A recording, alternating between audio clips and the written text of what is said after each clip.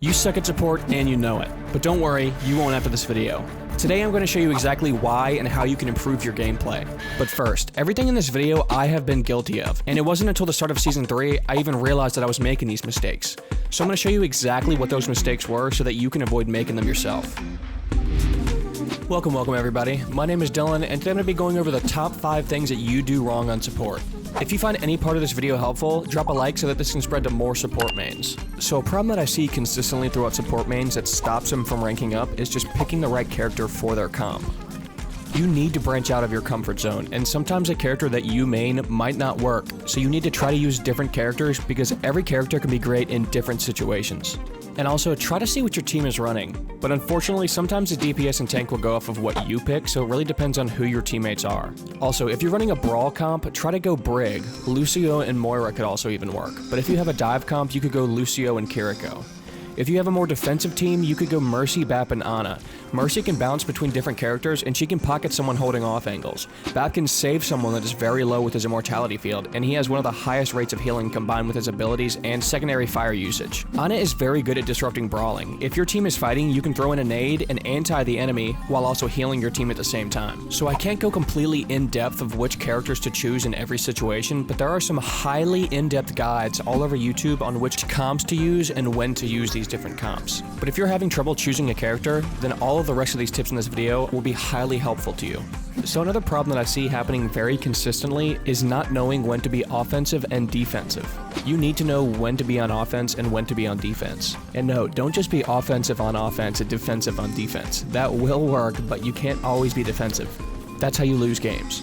But let's just say you're playing on Numbani and the enemies are pushing down below to point. If someone on your team happens to get a pick on the enemy team, then you need to be as offensive as possible so you can get a stagger or two, or just until they back up enough for your team to sit safely on point. But let's say you're on offense on that situation. You may have to play defense right there. You need to play enough defense by peeling if you have to, and just enough for your team to regroup and push in again.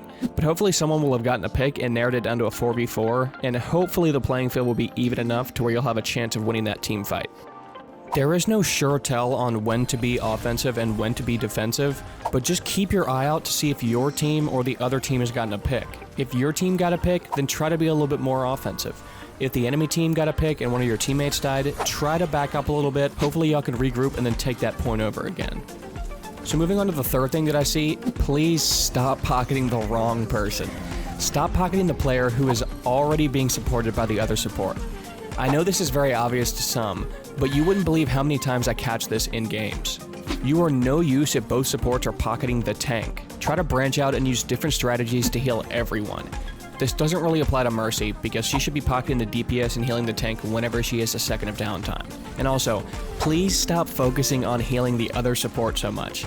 They are a vital support of your team, but while you're focusing your other support, you could be saving your ass getting dove by the Tracer right now. And plus, all supports have health that regens over time.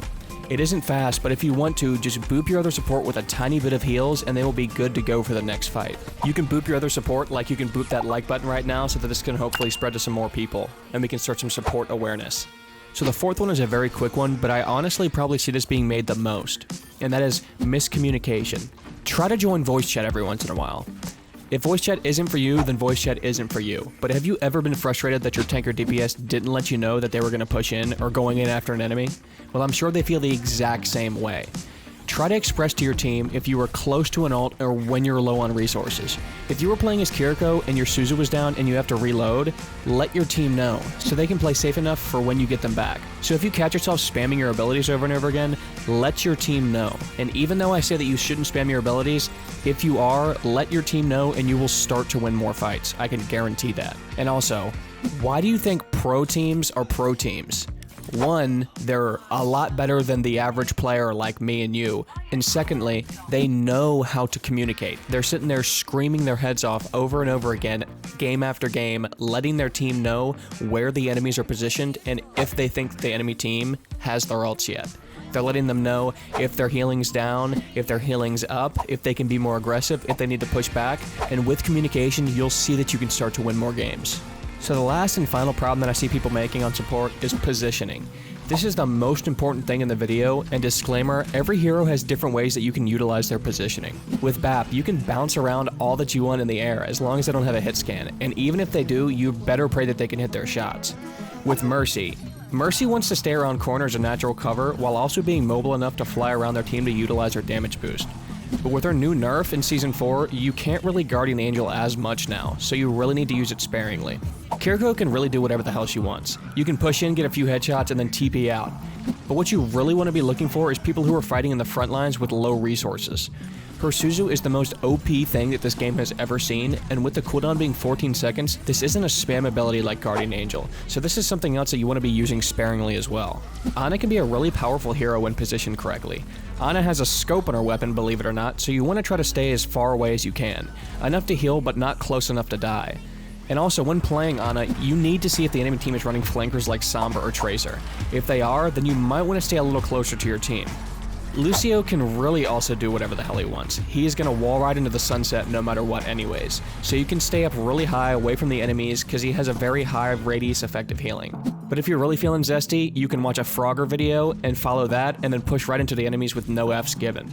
And with Vrigg's new ult, she can stun any and everything, so you want to try to position yourself to be able to always reach enemies with your flail. If you're hitting enemies, you're healing, and especially with the boops, you can get some crazy momentum to get your point back.